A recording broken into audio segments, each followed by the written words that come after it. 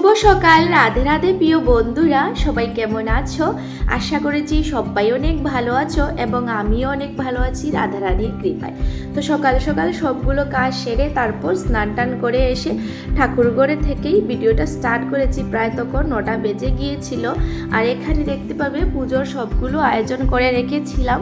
আর মা সরস্বতী পুজোর জন্য আমি স্কুলে যাব, আর আমাদের পাড়ার মানে ছোটোবেলার স্কুলে, তো সেখানে যাবো। আর পুরো ভিডিওটা অবশ্যই দেখবে। তো এখানে বাবু স্নান টান করে উনি গীতা পাঠ করছিলেন, আর আমি পুজোর জন্য এই যে গাছ থেকে আমসর, দুব্বা, আখ পাতা সেগুলো সব নিয়ে এসেছি। আর এখনকার অনেকটাই মানে রোদ পড়ে, তো প্রথমে আমি নিত্য ঠাকুরের পুজো দিয়ে দিয়েছি। তারপর এই যে মা সরস্বতীকে অভিষেক করে দিয়েছি পঞ্চামৃত বানিয়ে, আর তারপর এখানে গট বসিয়ে দিয়েছি। তো যেভাবে পেরেছি সেভাবে করে সুন্দর করে সাজিয়ে দিয়েছি। আর তারপর প্রসাদ নবীর যা কিছু ছিল সেটা দিয়ে আমি এখানে পুজো সমাপন করলাম। আর তারপর চলে যাব এই যে আমাদের গ্রামের মানে স্কুলে। তো সেখানে পাশের বাসার ছোট্ট আমার ভাইয়ের ছেলেকে, ওকে নিয়ে আমি সাথে যাব। তো তাই তোমাদের সবার সাথে সরস্বতী পুজোর ভিডিওগুলো শেয়ার করতে যাচ্ছি। তো এখানে আমার পুজো সমাপন হয়ে গিয়েছে। তারপর আরতি করে ভোগ লাগিয়ে আমি এখন বেরিয়ে পড়বো, আর তোমাদের সবার সাথে শেয়ার করছি ছোটোবেলার আমার স্কুল। তো অবশ্যই দেখবে। তো এই যে হাতে ভাইয়ের ছেলেকে মানে দুজন একসাথে বেরিয়ে পড়লাম। আর এই যে আমাদের ছোটোবেলার স্কুল, তো সেখানে এসেই দেখি পুরোহিত মশাই অঞ্জলি দিয়ে দিচ্ছেন, আর এখানে আমিও এসেছি। তারপর কি পুজোর জন্য তাড়াহুড়ো করে চলে এসেছিলাম মায়ের দর্শন করার জন্য। আর অনেক লোকজনও এসেছিলেন আমাদের গ্রামের।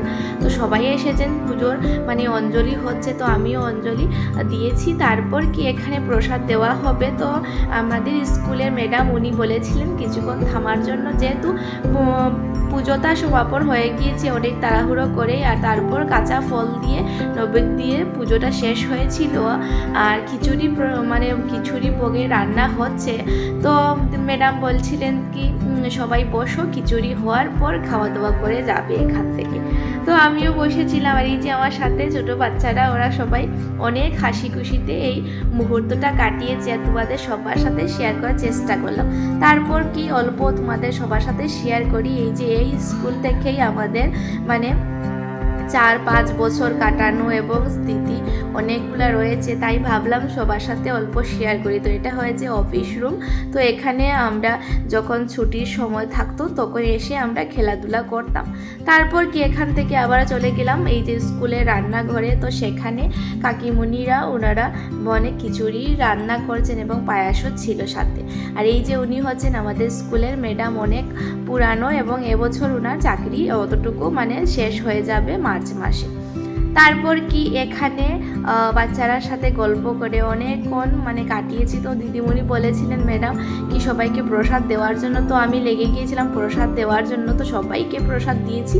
তারপর আবারও এসে অল্প ভিডিও তোমাদের সবার সাথে শেয়ার করছি এখানে।